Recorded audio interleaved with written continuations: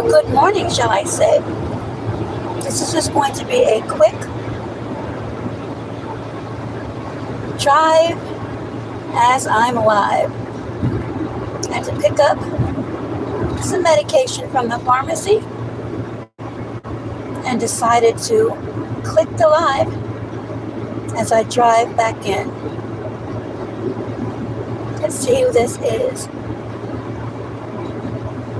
Can't really see. I see Joy. How are you, Joy? Happy Thursday, or perhaps it's Friday for you. Jamie,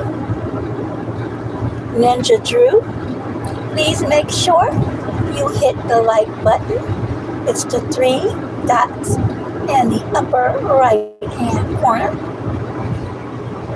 And again, I would like to take this opportunity to thank everyone who has sent well wishes. I had a rough 3 weeks, as everyone knows, but I am back. Hi, Jamie TV. I am back. And went back to work on Monday. Took it slow, of course. And it's been pretty good. It's been pretty good. Just pushing myself to get stronger and heal. I think a lot of people take things for granted, but that's over with, at least for now. So I'll be back putting up some videos probably this weekend, depending upon how I feel. And Joy, you've been so sweet. All of you have been. I always do, and prayed a lot. As a matter of fact, while I'm driving, I could go ahead and speak about what I said I was going to do a live on, and that is what I believed to be during my first week in the hospital as an OBE, which is out of body experience. Now, some people may say maybe it was all the medication. Perhaps. I cannot say one way or the other, but I do know maybe the third day, about 9 p.m., a chaplain came in. His name was Brian, as a matter of fact. Very kind man. He had his arm in a sling. He somehow or another injured it, but he pulled the chair next to my bed, and I've been crying like a big baby the entire time I was in the hospital. I've been in hospitals before dealing with this, but not since 2018 had I actually been admitted for such a long period of time. And I remember distinctly, and I want you all to pay attention to this. Some people may hopefully catch the replay and actually listen to the words that I'm about to speak. And maybe that will put life into perspective for some. Maybe not for everyone, but for some. I mentioned before about desatting, and that's when your oxygen levels drop below normal. A normal oxygen range for most healthy people, and again, I always implore you to do your own independent, thorough research, because I am not a doctor, nurse, or anyone in the medical profession, but I've had these experiences long enough to know at least what I'm talking about as far as oxygen. For normal people, usually it's between 97 and 100. And for those of you that have ever gone to the hospital or just a checkup, they have you place your finger, and I've shown it on my videos, on a little device, and that measures how much oxygen you're getting. Mine had dropped down to 80, then 70, then 60. Usually when I don't feel well, I drive myself to the doctor or urgent care. Sometimes ER. It really depends on what type of issue that I'm dealing with. I could not. I literally could not. I had to call 911, which frightened me because I knew something was wrong. And once I got to the ER, and that was a interesting transport, but it was the best decision that I made. Once I got there, they immediately put an IV in and started to pump in steroids and Lasix because they believed at first I had fluid on my lungs, and I don't understand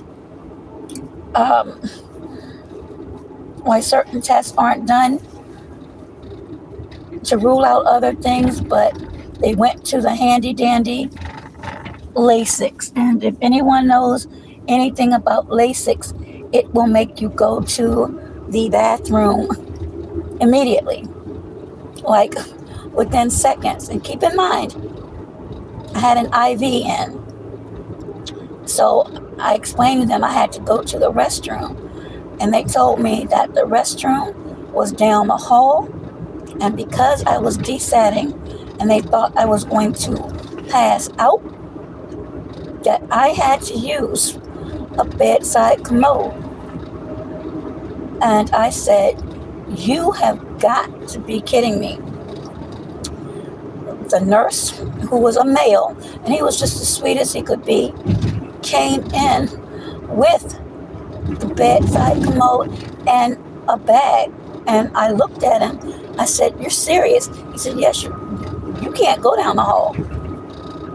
So he said, you either have to relieve yourself on yourself or use the commode by the bed. I broke down in tears again because that really, truly put life in perspective, in that was the very first time. And I've thought about a lot of things, don't get me wrong, but that was the very first time that reality hit, that I'm about to lose my independence. And what I mean by that is not being able to do something as simple and private and personal to me as use the restroom. So again, if anyone knows about Lasix or diuretics, period, it's meant to get the fluid off, and it's usually through number 1. So the way it was pressing down, I had no choice. I was so embarrassed because all that I've been through is health-wise. I've never, and this is true, I've never had to rely on assistance like that. And it frightened me. Most people sometimes think that care like that is for our elders or people who have experienced extremely traumatic events where they cannot care for themselves. And no, I'm not a spring chicken, but at the same time, I'm independent. I mean, I take care of myself. I cook, clean, I do everything. So to have something as personal as that, and this was temporary. After that administration of the Lasix was over, I didn't have to worry about using the bedside commode, but having to experience that, as I said, really put things in perspective, and it made me think, am I going to have this type of care from now on?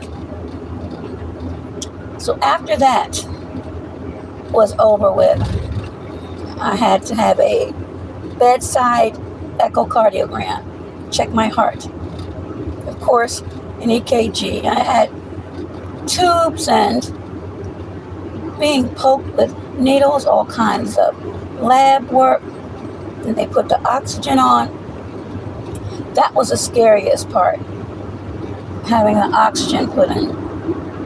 And after the LASIK episode was over, I said, okay, well, I don't need this bedside commode anymore. And the little male nurse, who was so sweet, could see that I was really upset behind that. He said, okay, well, you can go to the restroom, but we're going to have to put you in a wheelchair. And I said, I can't use a restroom on my own. He said, with your oxygen level, no. So I said, well, you can wheel me in there and assist me to the throne, if you will, but please let me do what I need to do on my own. I can do that. So he said, well, I don't feel comfortable doing that. I'm going to stand right outside the door. I said, that's fine, but please let me do this on my own. And I did, and yes, I was extremely lightheaded, but I did it. And I don't know if that was pride coupled along with fear. It was probably both at the time. So many things were going through my mind at that time. So many things were going through my mind at the time. Because just 2 weeks prior, I had pneumonia and bounced right back. I mean, I bounced literally right back. Maybe I pushed myself a little bit too much, because you can get over it, but for a lot of people, some of those things still stay into your system for months, according to research. So again, you can research that.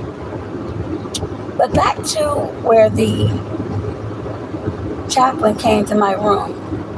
We talked for about an hour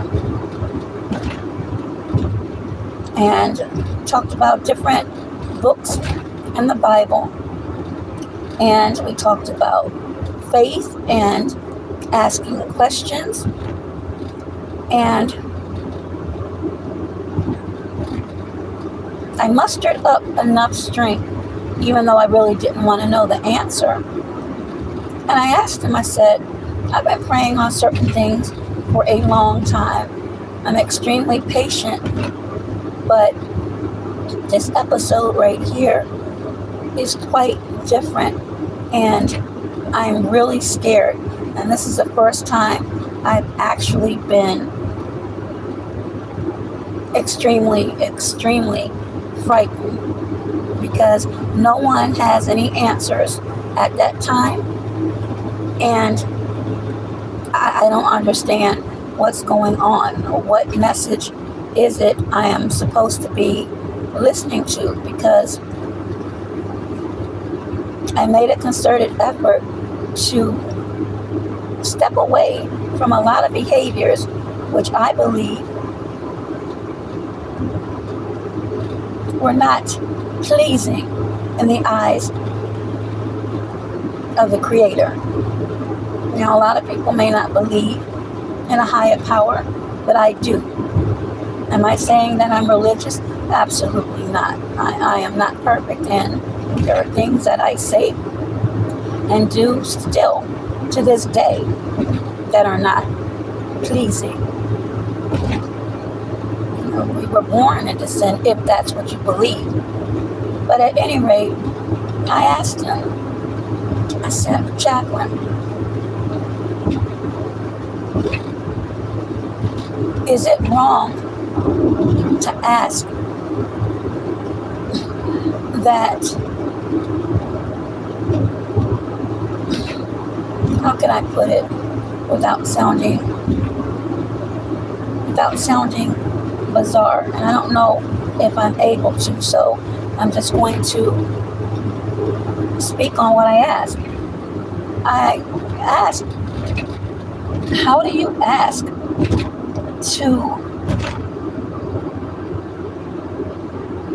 discontinuing the prolonging of the inevitable? And is it wrong to feel that way? And his response was, he believes that we can ask anything and wait for an answer. And answers come in different forms.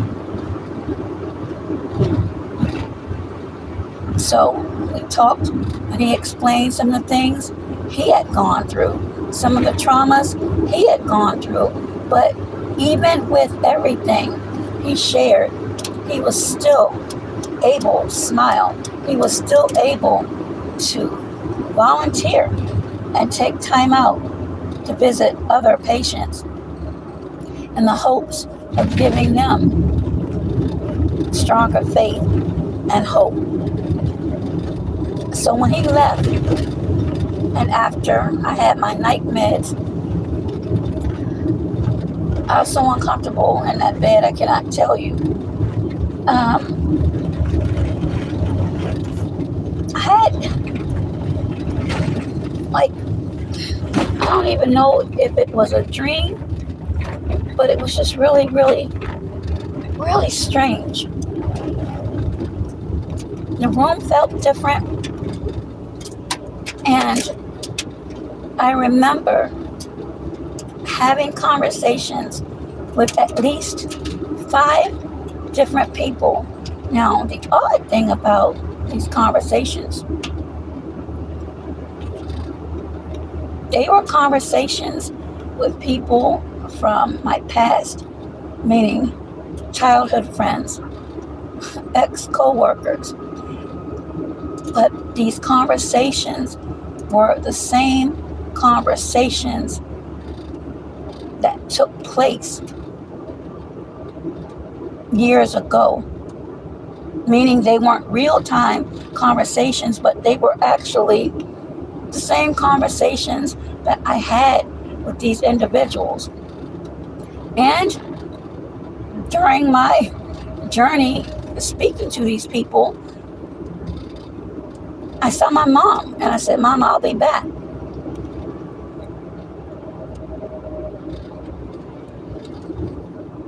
It was eerie. This journey, whatever this was, it may have been maybe 2 hours. Because as I said, these conversations, especially with one of my best friends, it's like we picked off where we left. It was just strange. But when I came to, if you will, one thing I didn't do was go back to see Mama. And there were nurses in the room. There was the vital sign machine. And when I looked up at it, my pressure was like 70/42. And they were like, "Are you okay? Are you okay? We couldn't get you up." And I'm just laying there like, what in the world is going on? So the next night, I could hear myself talking again to people and then singing just weird things. And I wasn't given any mind-altering drugs, nor was I given any pain meds. Everything was to try and get my oxygen back on track. That was the main thing. It was just strange. That first week was so bizarre. And I stayed upset. Don't get me wrong, I prayed. I was never angry at the Creator, but if I must be honest, and I'm going to be, I did have anger about the situation. I had confusion about the situation. I had doubts about the situation. And that was the very first time that I ever placed in my head that I'm never going to get better. And I know, at least the logical me knows, that's a defeatist attitude. And also, I believe it wasn't pleasing because I was saying to myself, well, if I truly have faith and believe, I should just leave the situation in the Creator's hands and trust the process. You know, it's easy to say, but when you're actually going through, being able to truly do that for some, and I cannot speak for anyone else, I can only speak through what I experienced. That wasn't easy. It was almost impossible for me to be able to do. The second week, there were talks about having this procedure of bronchoscopy, which basically is where they place the light down and check your lungs, and then they spoke of a biopsy. Again, more fear instilled, because I'm one that believes sometimes when you go exploring and open things up, you may cause more damage than good. And one of the pulmonary specialists came, excellent physician,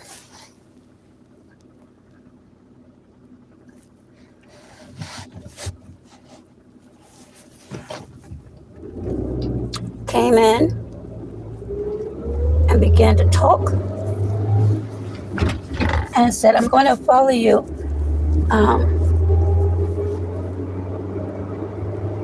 a couple of days before making a final decision. And the next day he came back. He said, I'm going to talk to your regular physician, pulmonologist, and see if that's the right thing to do, because I can see your strength starting to come back a little bit, and this procedure would entail me having to have anesthesia.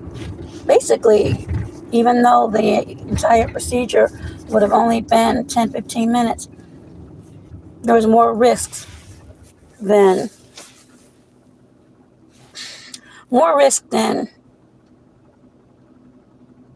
they wanted to really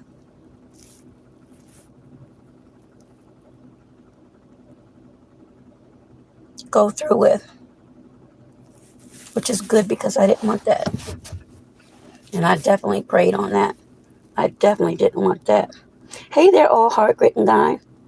And then Max, Black Fire, how are you? So,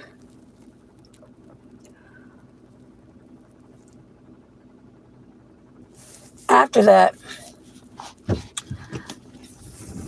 decision was made not to. I was given this medication, strong medication.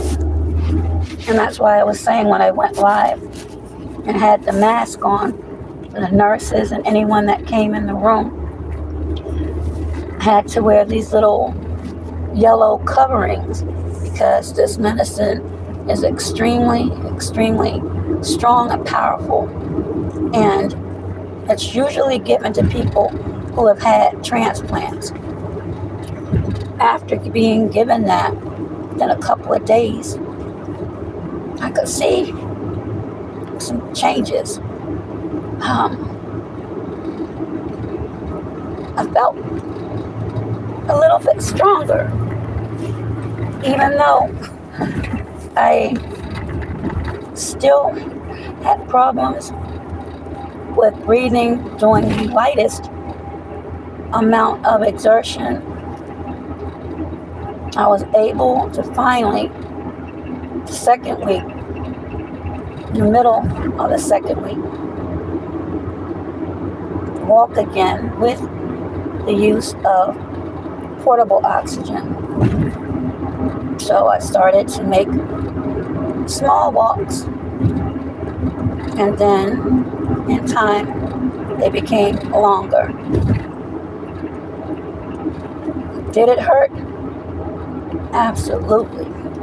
Was I huffing and puffing? Absolutely, because I hadn't used certain muscles and my endurance had basically gone. And that's what happens. So physical therapists came up, they worked with me, and I just had to learn a lot of things again. So by the third week, I started to get stronger, even though I was still upset and angry